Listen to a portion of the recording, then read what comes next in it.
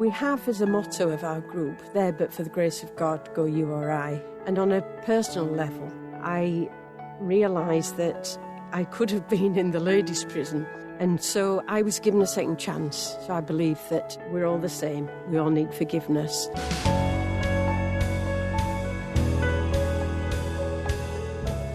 This is Convicted, a podcast highlighting the work of Daylight Christian Prison Trust. Join us as we hear from ex-offenders, chaplains and volunteers.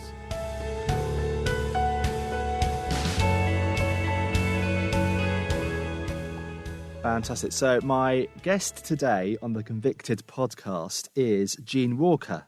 Now, Jean is involved in a number of prisons in the north of England, in Sunday services, Christianity Explored courses, midweek sessions and more besides.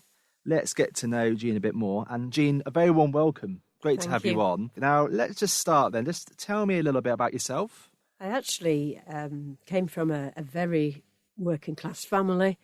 Money was short. We had very few things, material things, my sister and I. So Mum had 3 cleaning jobs, but love was not short. We had loving parents who encouraged us very much. Things became rather harder when twins were born, when I was 13 and my sister was 18, and Mum had to work even harder. But always there was that encouragement. And even when it would have been useful for the family for me to not go into the sixth form and to go on to college, the encouragement was there to keep going. And I think really that has been part and parcel of my character, to thank Mum maybe. But I felt I needed then to go into education. And after the first 5 years, I always worked in deprived areas. Because I felt that I related more to children born into very similar backgrounds to my own. So from there then, what's your link into prisons ministry? As I said at the beginning, you're involved in a number of prisons. Yeah, just tell us a bit. How did you get involved in that sort of work? Someone came from Daylight to give a talk. And after 2 years of listening, I really felt that is what the Lord wanted me to do, to get involved in. And from there, obviously, said to this person, I would love to be involved. So we set up the West Yorkshire Prayer and Support Group. People from the same church as me, 4 of them, and then 2 from another church, all joined with us.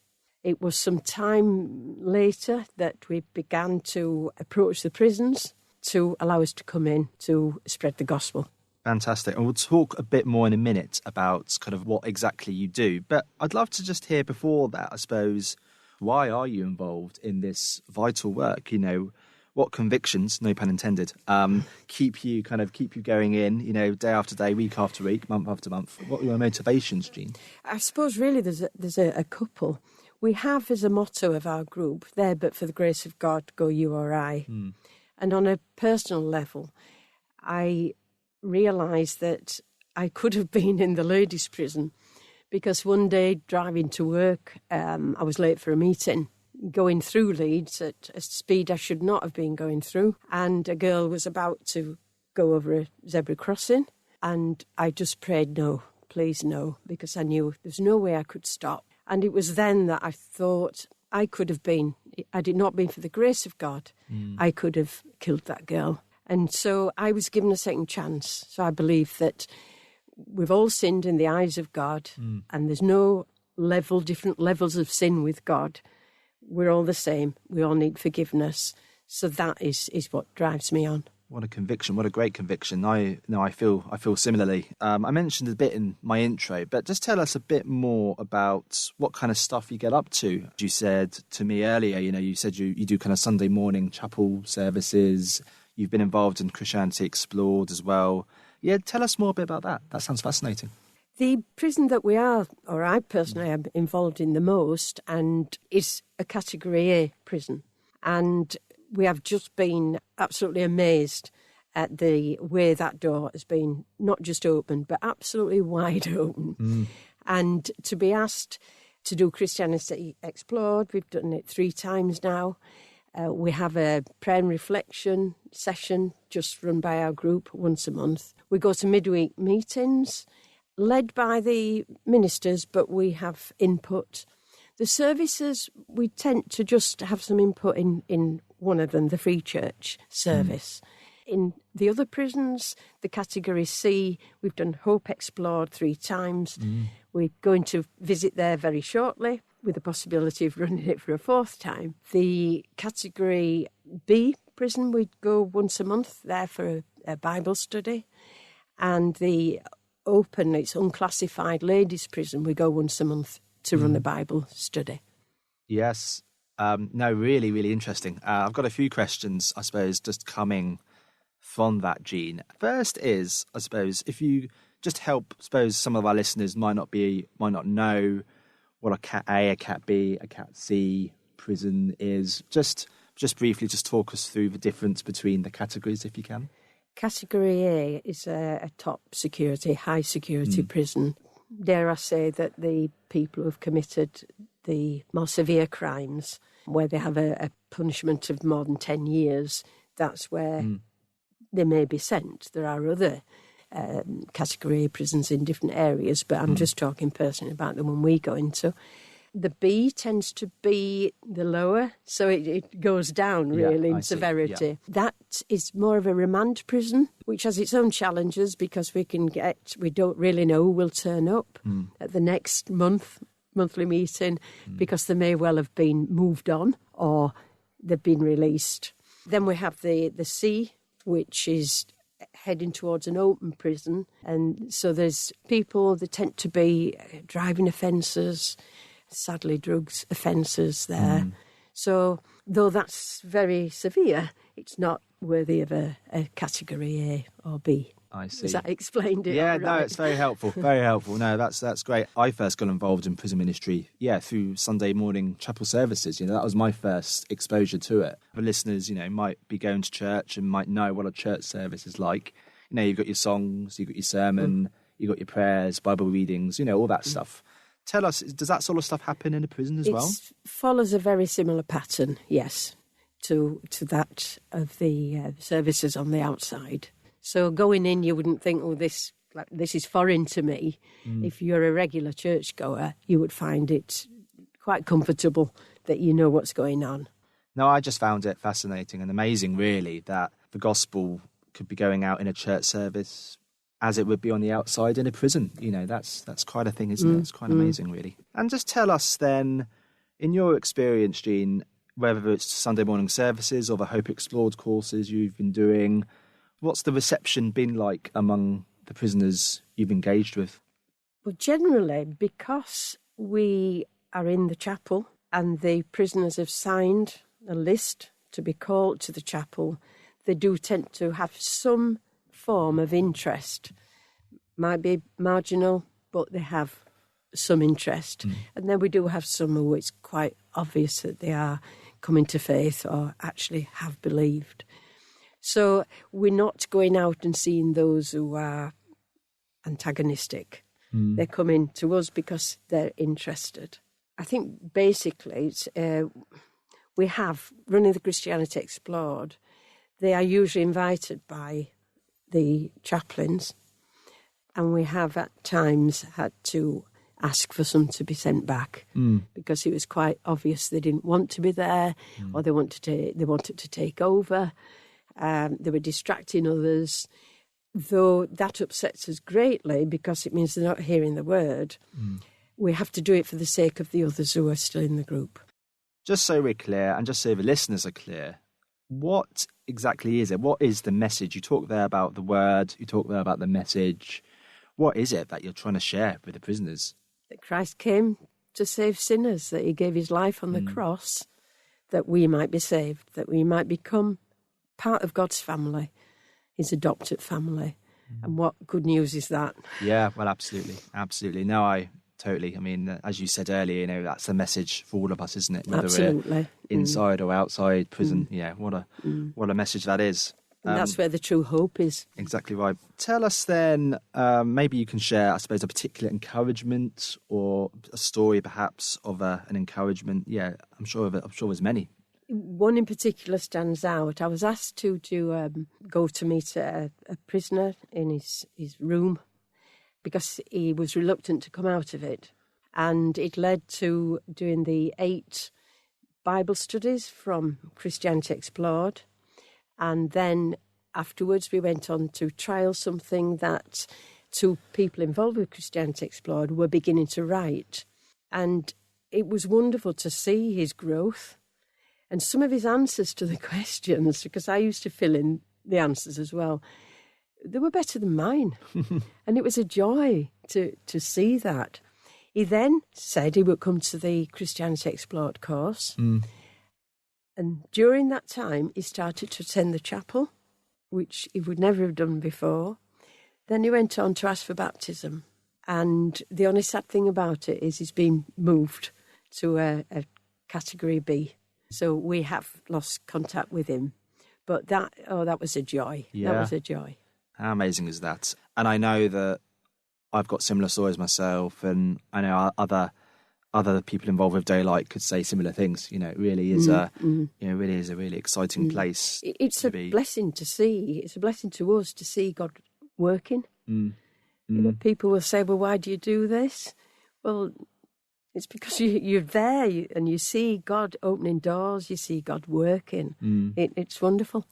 Some people might wonder, you know, are prisoners capable of getting it? You know, capable of understanding what you're doing, the gospel? But it sounds very much like they are. You know, some more than others. There are those with special needs.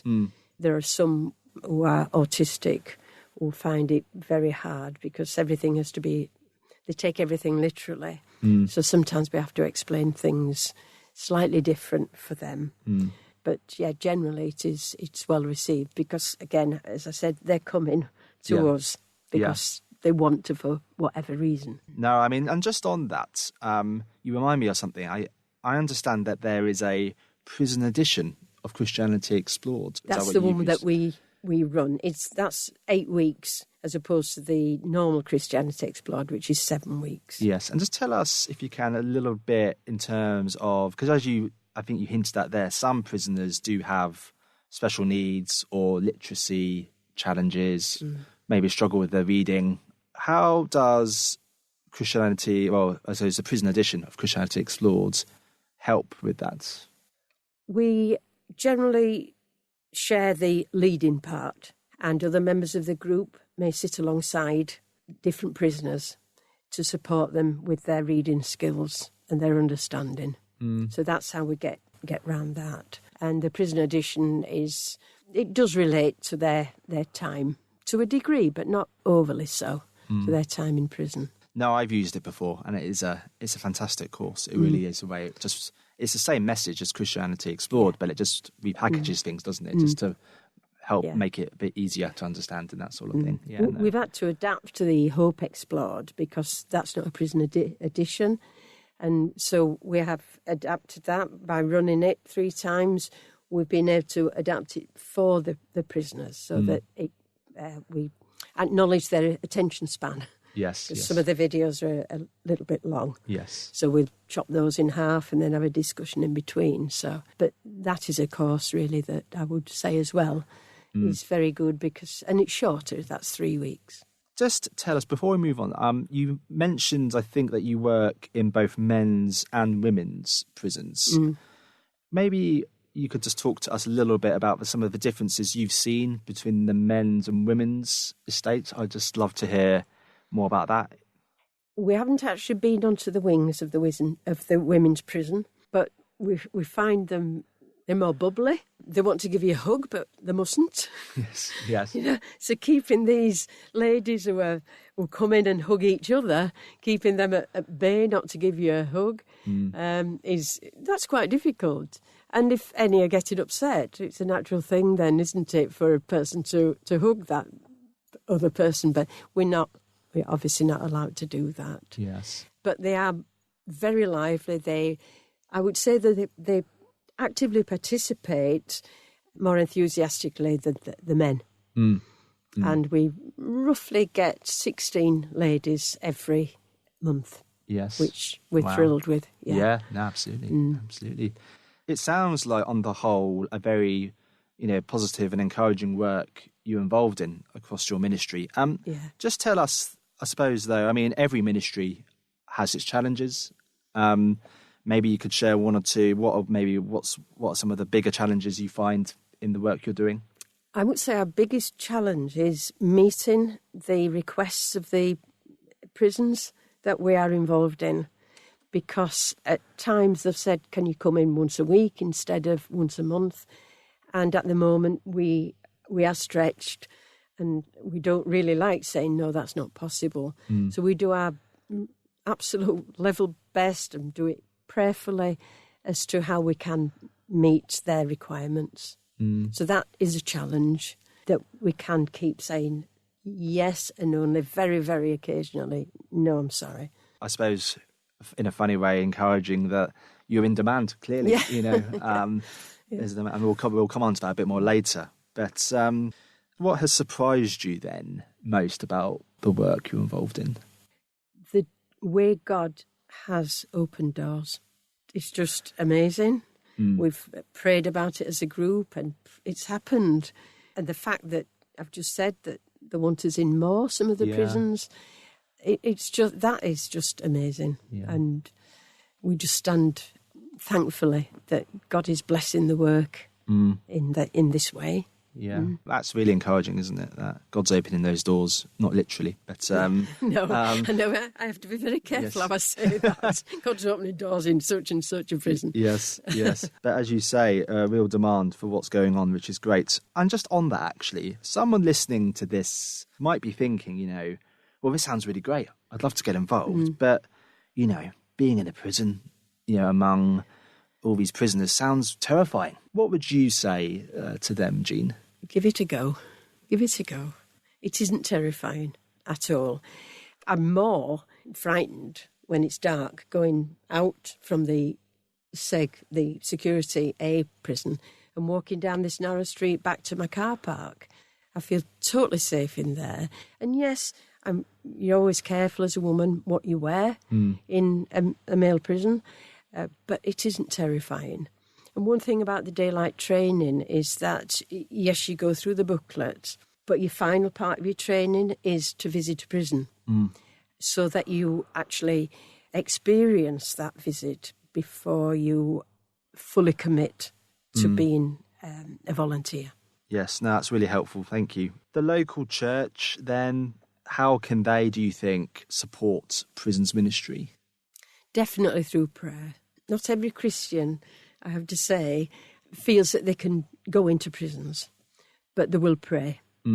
So we do have some praying partners who pray for the work but don't actively go into prisons. So all churches can pray. If they are able to bring into fellowship prisoners on release, that's fine. But it does depend on the offence and safeguarding issues. So it's not always possible, but where it is, then we would encourage churches to welcome prisoners on release because they need that support.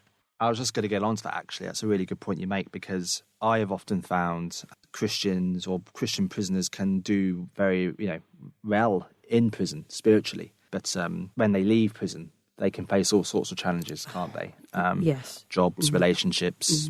Going back to the same area with people around who got them into trouble in the first place, that concerns me. If I have a worry, that's one of them. Yes, and so just talk a little bit more, if you can, then, about, I suppose, how can local churches or even local Christians support Christian prisoners? A Christian prisoner leaves prison, they're daunted, they want to kind of carry on in their faith, but they don't quite know how to. What would you say to that? I think it would be very handy if they're linked with the chaplaincy team because there's got to be a bridge. Yes. And there are some groups who actually go into prison and they meet someone to be released, and then they meet them for several months afterwards until they can feel that they are settled in a church. So I think it's got to be a two-way thing. Again, it depends on the offence. Because obviously, if it's a very severe one, then the safeguarding issues have got to be uppermost. Yes, of course. Yes, absolutely. No, thank you. That's really helpful. I'd just love to hear your observations about how ministry in prisons has changed over the years. What do you think maybe the opportunities or challenges might be ahead?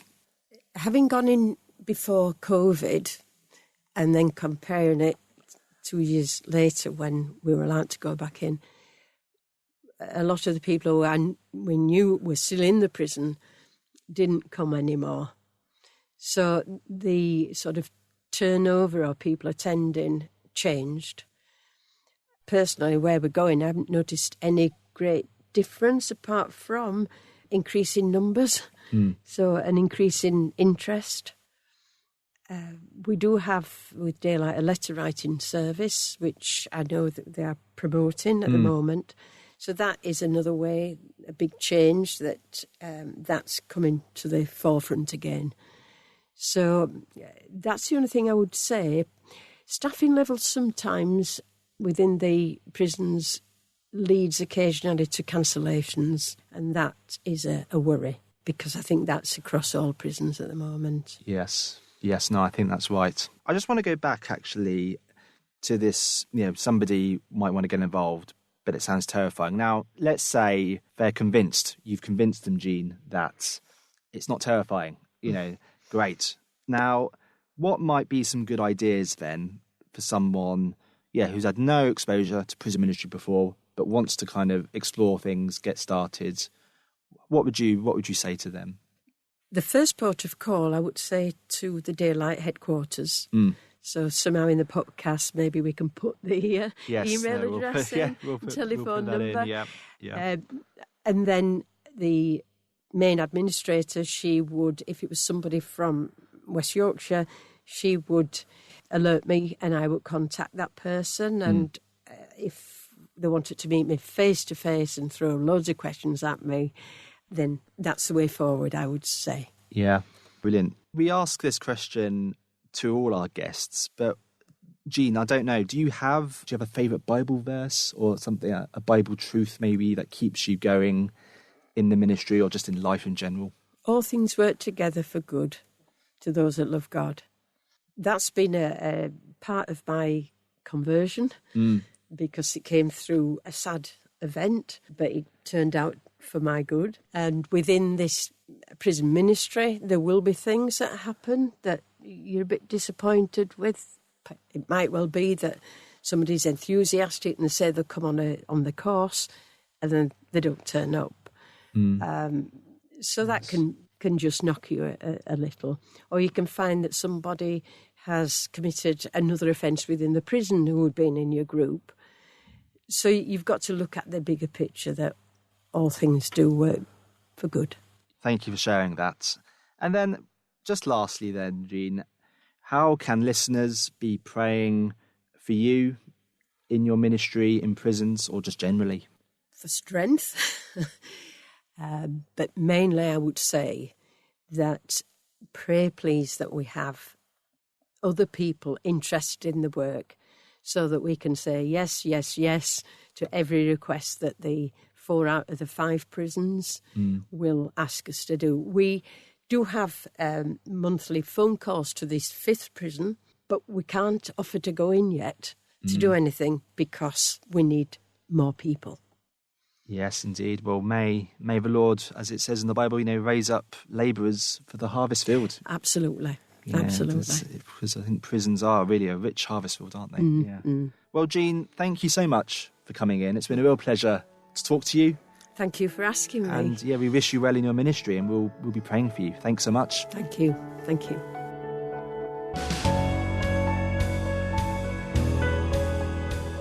You've been listening to an episode of Convicted with host David Binder and his guest Jean Walker. To find out more about the work of Daylight Christian Prison Trust, go to Daylight CPT, that's all one word, daylightcpt.org.